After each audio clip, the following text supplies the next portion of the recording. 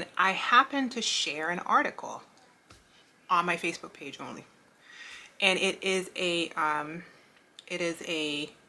article about a case, a law case in the UK, where a young lady, a woman, sued her mom's doctor for wrongful conception because she was born with spina bifida. And her supposition was, if her mom had been told by the doctor that she was supposed to be taking folic acid before she attempted to conceive, then she would have done it. She would have been taking the folic acid, and theoretically, this woman would not have been born with spina bifida. And now, decades later, I think she's in her 20s, I'm not sure. Decades later, she wouldn't have all the medical concerns of spina bifida as well as the exorbitant bills now. I have thoughts about that, so I shared it, and at the end of my caption, I just happened to mention that when I was pregnant with my son Zion, the 9-year-old who's on virtual school right now, who's doing speech therapy, I was prescribed a medication by my doctor for severe nausea in the first trimester. And ironically, I am not a medication taking person, but against my better judgment, which I have several instances of doing this in my life and having it come back to bite me in the butt. Okay, and this is probably the biggest version. Against my better judgment, I decided, Roshini, stop being so, such a stickler and go ahead and take the medication. It'll help you not be nauseous.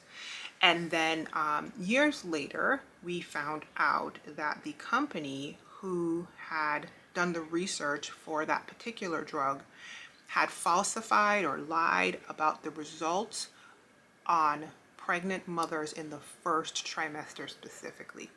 So in the second and third trimesters, all was well when it came to taking their drug and the outcomes were good. But basically they lied about the effects that happened to the baby in the first trimester.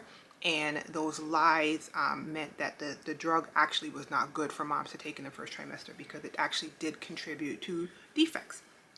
I mentioned that in the caption, and people were like, girl, how you gonna say that like in passing? You gotta come back with the information. You gotta tell us what drug it is. You gotta tell us, like, girl, give us information. Like, one lady who is pregnant right now came in and was like, girl, you are scaring me. I am pregnant. I am taking something for nausea right now. So come up off this information. And I had to tell them, like, you guys, I don't remember the name of the drug because when I am traumatized, I dissociate. And so I forget things. It's like my brain shuts off, and I do not remember the name.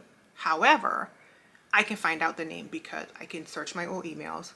My husband probably has old emails and documents saved, as well as I have a vague recollection, you guys, of recording a video or writing a blog post. And if the video exists, I think it's unlisted on my son's YouTube channel for the information, but I don't remember it right now. And that's kind of part of the bummer of like having a PTSD diagnosis and like dissociating entirely.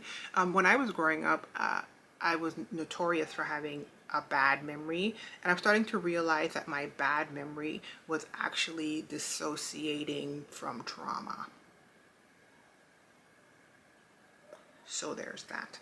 Anyway, back to old girl, her spina bifida and everything.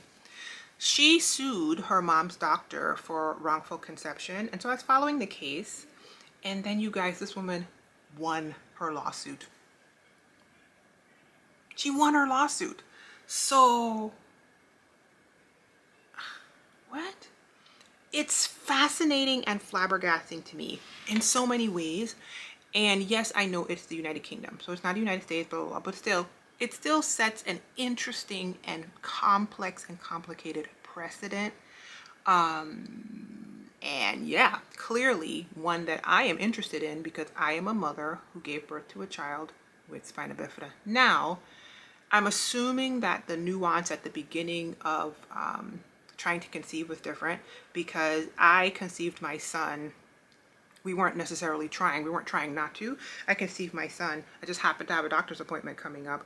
I went to the doctor's appointment. I was like, hey, I think I'm pregnant, because my period was late, and they tested me and I was indeed pregnant. So that's how I found out I was pregnant. It wasn't like, we're gonna try, like, we did say we were gonna try. We basically said we were gonna stop trying not to. We're gonna, you know, open the floodgates, basically. Okay, let me stop. Anyway, so that's how I found out. Whereas the lady in this article, the only thing that makes it make sense, I can't read it that deeply, you guys, because it's traumatizing to me. But the only thing that makes sense is that her mom went to the doctor, you'd think, asked the doctor what she should know up front. The doctor didn't tell her about folic acid, I guess. And then she went ahead to conceive her child, and then the child has spina bifida. Now that the child grew up, the child is suing for wrongful conception. That's the only thing that makes sense. Okay, here are some more things that are thoughts I need to get out of my head in this space. One, as a mom of a son who has a spina bifida diagnosis, I eat a diet that's high in folate, always have, probably always will, and I was taking prenatals with folic acid prior to conceiving my son, as well as during my entire pregnancy, and I still do. You heard that right. I've never stopped. I've been taking prenatals for over a decade. Not only that, the majority of the moms that I know, or that I observe, I'm not personally know them, but you know, on the internet, that I observe in spina bifida mom groups on the internet, did take prenatals with folic acid. So there is a severe discrepancy between what we are told will prevent certain birth defects, specifically spina bifida, and the actual outcomes and results. And so it's a bummer, because basically the medical establishment tells you what to do, to theoretically tells you what you can theoretically do to keep your kid from being born with a birth defect. And when they are born with a birth defect and you did what you were supposed to, they just kind of discard your information. Like, your narrative gets lost, and we don't exist, basically. We don't exist. People who did what they were supposed to and still gave birth to the kid. And the whole group of us, the majority of us, did what we were supposed to. And what sucks about it is it adds this element of shaming the mom for not doing what was right. Does that make sense? So, and that's the same thing that this case kind of makes me, it kind of has that grimy feeling of like, you're the mom, and if you had taken your folic acid like you were supposed to, your kid wouldn't have been born with this thing, which is not true. And then her lawsuit kind of has that feeling to me, like, well, she's my mom, and if she had taken the folic acid, I wouldn't have been born with all these medical problems. So I don't know. I don't know how to feel about that. I'll tell you what, at minimum, it's triggering. Okay. The other thing I wanted to share with you guys is when people were asking me in the comment section on Facebook to share the name of the drug that I take and took and blah, blah, blah. It was a generic of something. And the reason why I remember it was the generic of something is because when I went to the lawyers, my husband and I went to the lawyers, we were ultimately told that we could not sue in the state of Missouri because they have something called innovator liability, is what I remember it was called. And innovator liability means when you take the generic, the innovator, who is the person, the company that actually did the falsification of the research, can't be held liable. That's my vague recollection of it. When I tell y'all I checked out, like, that's as much as my brain can pull up. Okay, I would have to literally find, if I did a video or if I did a blog post or if I wrote it down somewhere, for if past Roshini set future Roshini up for success, I'd have to find the information, but that's what I remember. So anyway, I started looking for the information because people were asking me, and I was like, I started having a full-out anxiety response. Okay, couldn't take a deep breath, started shaking, started feeling hot, started like, ugh. And I had to go back and tell people, okay, listen, pause. I gotta help my kid with virtual school, okay? I gotta work my part-time job. I can't be out here having an anxiety attack looking for information from strangers on the internet. I mean, I get it. Listen, it can be affecting you right now. Like the chick who says she's pregnant right now, this is information that's affecting you right now. But listen, the way that my anxiety response was set up, I was like, oh my God. And it really brought to mind Roshini. This is right under the surface. If you had asked me, I would have told you it wasn't there. But when I tell you my body said not so, boo-boo, my physiology said, no ma'am, you are not okay. And you just checked all the way out on this topic, so that I never handled it, like never psychologically dealt with it. The other way I know I never psychologically dealt with it is when we went, I had to work myself up to being able to go to the lawyers. I remember I was depressed, dissociating. I probably was like I don't think I was fully postpartum. It probably was like year 3 or 4 of my son. I don't know. He wasn't like an infant, but clearly it was years ago. It was, I believe, 5 or 6 years ago. So I remember my husband's reaction to the information was anger.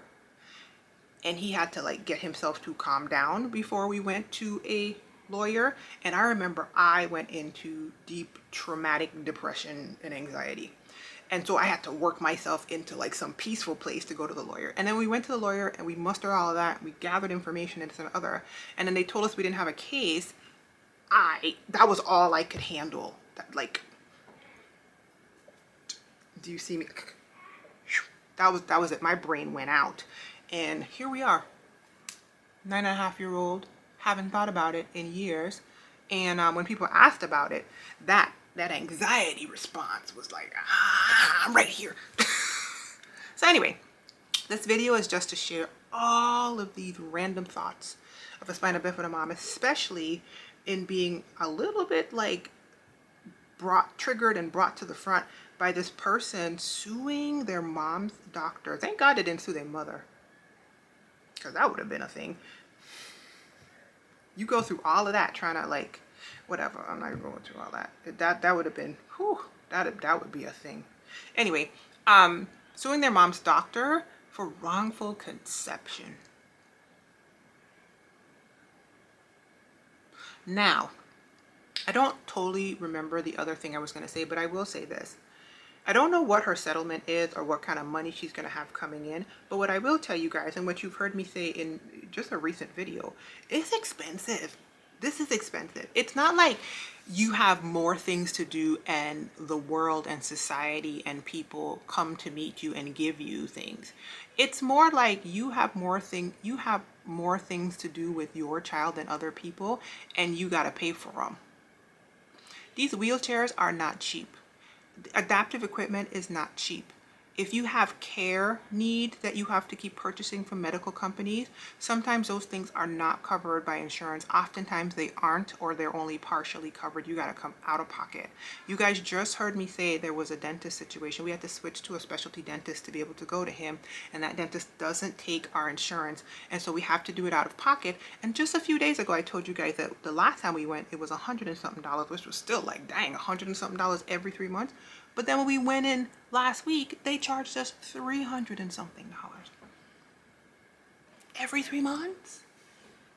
So listen, I'm not mad at her for getting her coins, okay? Because if somebody came to me and said, girl, sue somebody and they'll be able to help you pay for these exorbitant medical bills, okay? I'm about to take my son to the hospital next Monday to neurology for a treatment. It's second version of it. The first time we did it, the out of pocket for us was like $400 and something. So does that mean I gotta pay $400 and something this time?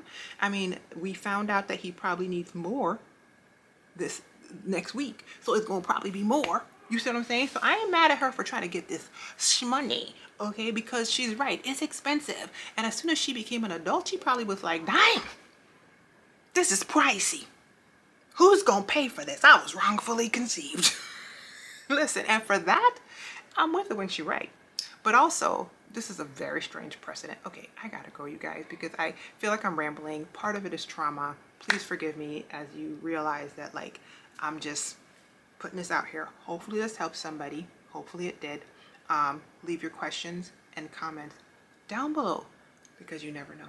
They may become the next video. And until that next video, be well, be encouraged. Yes, this sits on the floor next to my bed.